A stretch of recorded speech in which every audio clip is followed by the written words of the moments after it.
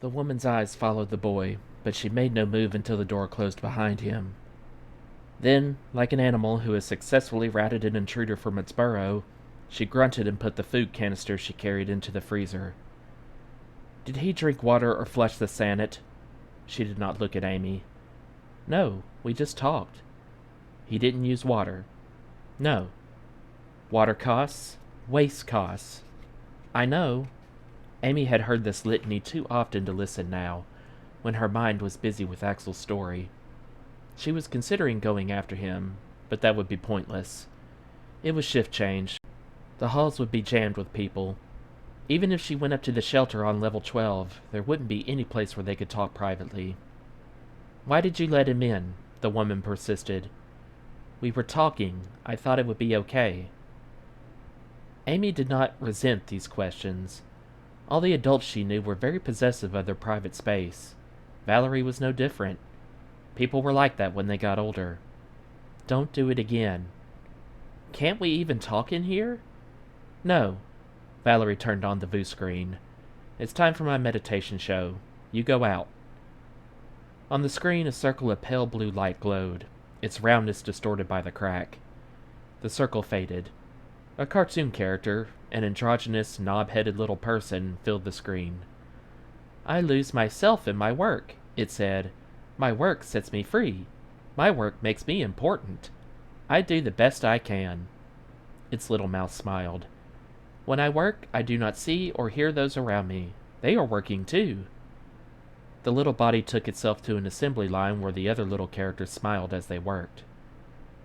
Valerie smiled too, so absorbed in the screen that her eyes never left it as she stepped out of her thongs and stretched out on the lower bunk. She lay there watching, her lips moving as the cartoon character spoke. There was something in the woman's expression that reminded Amy of Axel when he hugged himself and rocked. The woman saw her watching and said, Go out. I can't think if you're here. I buy things because buying makes me happy, the knobhead smiled. Things never disappoint. Only people disappoint. Valerie nodded silent agreement. Amy had seen the show a dozen times and thought it was simple enough to bore a roach. But she never said so because it was a very popular show and everybody loved it. You're not normal enough to appreciate it, Valerie had said once when Amy asked her why people watched it. That old woman spoiled your mind. It's not your fault, but don't say stupid things like that in public. You make me look bad. Since then, Amy had kept her opinions to herself. It didn't pay to let people know you didn't think the way they did. She went out, intending to sit outside the door, as she always did when the show was on. But when she got outside, Axel was sitting on the floor at the end of the hall. I thought you left, she said, glad to see him. No, I hoped you'd come out. I didn't mean to get you in trouble. You didn't. Amy kicked 2 roaches out of the way and sat down beside him. I hate those things. Roaches? Me too. But they're all over. They're very old insects. Almost the oldest there are. That's because they're good mothers and choose a warm, dry nest and take care of their babies until the babies can find food themselves. She grinned at him. Of course, baby roaches grow up fast. Is that true? She nodded. I read that. Tell me about outside now. For one thing, we don't have all these roaches, and... He looked sideways at her, then at the floor, then stared at the opposite wall. I don't know where to begin. It's a lot different from this. Start anywhere. His hesitation aroused her doubts again, and she crossed her fingers in the hope that his whole story so far had not been a lie. For if it was true, then Janet had been right, and there was another way to live. It's sunny, he began hesitantly. Most days anyhow. And the land is flat where we live, but we can see the hills. And unless the machines are working the fields near town, it's very quiet. You can hear crickets and the dogs barking at night. What's dogs? Amy interrupted. She wasn't sure what sunny or crickets meant either, but didn't want to look completely ignorant. There's grass, all kinds of plants and trees. He stopped and stared at her. Dogs? He repeated. Just plain dogs, 4-legged animals with fur and tails. Like rats? Bigger. You never saw a dog? She shook her head. An occupant passed on his way home, and they fell silent until his apartment door closed. "How about a cat?" "Is that an animal too?" she asked, and saw a bewildered expression come over him. "What's wrong?" "Nothing. You're not going to understand a lot of what I tell you, and then you'll think I'm making it all up." "No, I won't. Go on. Try me." Axel took a deep breath. He seemed discouraged by her ignorance and a little contemptuous. She rather resented that. How did he think people felt sometimes when he asked the questions that he asked? "We raise chickens. You know what a chicken is?" "You should. We ship zillions of them to the city, all ready to eat." He paused to think. "But I never tasted chicken here, just that slop they call Chick Tex." "That's good stuff," Amy said. "It's the best food the lab makes." Axel made a face. "You think that's good?" "It's yeast and soybeans they make taste like rotten chicken. Not real meat at all." He shifted into lotus position and flicked a bug off of his knee. "Where does the good food go once it gets to the city?" "People eat it?" suggested Amy, who had always thought all food came from the food labs like the one where her mother worked. "I've been here a long time. Months maybe," Axel said. "I haven't tasted real food in all that time, except cabbage cooked with no salt. But all we do is raise food and ship it into the city. Where does it go?" "Maybe it gets lost in the lower levels, like you did," said Amy. "Or the people down there eat it. Or maybe it all goes to the 80th level. That's just a story." Amy was tired of being sidetracked on this subject. "Tell me about outside. Forget about food," she ordered. But what he suggested stuck in her mind. Maybe her mother would know. In the passageway across from them, the sleeping man groaned, then rolled over and curled into fetal position. He was so thin his bones seemed to stick through his skin. "Can he hear us?" asked Axel, worried. "He looks like he moved closer." "No, we're talking low, and the fans cover it," Amy said. "Besides, he's crazy anyhow. Go on, tell me about outside." Axel told her as much as he could about the world he claimed to be his. Much of what he said made no sense to her, but what she did grasp confirmed all that Janet had suspected.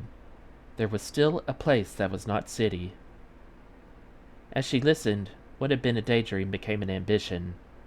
If such a place existed, she was going to go there. How she was to go about it was something she would figure out later. According to Axel, almost everyone lived in cities. A lot of outside was something called deserted, where nothing could live except a few plants. He hadn't seen that part because he was in the freight tunnel in a bin, but he had heard about it. And some was ocean, like the level 80 stories said. He'd never seen that either. Where he lived was called the Green Belt. His people tended the equipment in the place where the food was grown for the cities. She didn't understand why or how they did this, but that didn't matter. "Why do we all have to live in the city?" she wondered aloud. "I'm not sure, but maybe there wouldn't be room enough outside to grow food if they let you out," Axel replied. "These people take up a lot of space, and they get in the way of the machines probably, and they're dirty." Only because water is so scarce. Amy took that last remark personally. "I'd wash a lot more if I was allowed." "There's a lot of water outside." The boy stretched out his arms and looked at them. They were dirty, but not half so dirty as his hands. "I don't know why it's scarce in here. I hate this place." He wrapped his arms around himself and hunched over in misery. "Is everything better outside?" He nodded. He seemed depressed. "Then let's go there. I always wanted to go. Well, not always, but for a long time. When I was little, I wanted to walk up to the 80th level. Just keep climbing ramps until I got there. But I don't believe in that story anymore. Not very much, anyway." "Why not?" "Because if everyone is equal and all levels are the same, and if one level lived like that, other people would notice it and want to go there too. Wouldn't they?" "If they could," agreed Axel. "If they knew about it." "And even if there's an 80th level, it's still inside the city, and I'd rather go out." "Where's ground level?" He saw her puzzlement and explained. "Where the building meets the surface." "Level 1? That seemed logical to her. But Axel shook his head. "I've been all over there. There's no outside door at all. There's none on 2 or 3 either. A lot of this place is underground. All the freight belts are." "How do you know that?" asked Amy. "Because they come into our terminal at Mercer from tunnels, and they go back into tunnels, and the tunnels to the city all slant down. I saw them that day." In the dim passage across the way, the man abruptly sat up and stared at them. By chance, Amy glanced up to see him avert his stare. The man didn't look psycho, or drugged. Not when you looked closely. Sick, maybe, but not crazy. She watched him fumble around beneath himself, pull out a flattened bunch of rags, and slowly dress. All the time he dressed, he kept looking over at them. He began to talk to himself. "What's wrong with him?" Axel sat up, ready to run. "I don't know. If he comes near, we'll go into my place." The man rose with effort and kept one hand on the wall for support as he came toward the main passage, where he paused and looked both ways before starting toward the entrance. "The Watcher is everywhere," they heard him say as he stumbled out of sight. "He heard us!" Axel started to get up, but Amy pulled him down. "He couldn't have. He's just trying to scare us. He probably thinks he's being funny." "Maybe not." Axel was worried. "There are cameras everywhere, and in the shelter they say half the crazies are Watchers in disguise." "And half the cameras are broken and some of them are dummy units," Amy said. "Crazies stare because they are crazies. If you start worrying about it all, you'll go crazy yourself." "Yeah," Axel said quietly. "Sometimes when I see people like that, I think that's what I'll be when I grow up if I can't get out of here." It hadn't occurred to Amy to think of crazies as once having been someone like herself or Axel, who grew up. It was a very scary idea. To have that as a future. Valerie thought Amy's mind was spoiled already. What if others did too? "You don't have to worry about that," she said. "Not yet, anyway. We're going to get out of the city." "When are we going to go?" "I don't know, but we won't tell anybody, and we won't ask people questions. It doesn't pay to make people curious about why you want to know something." "How will we do it? I've tried and—" "I don't know, but there has to be a way."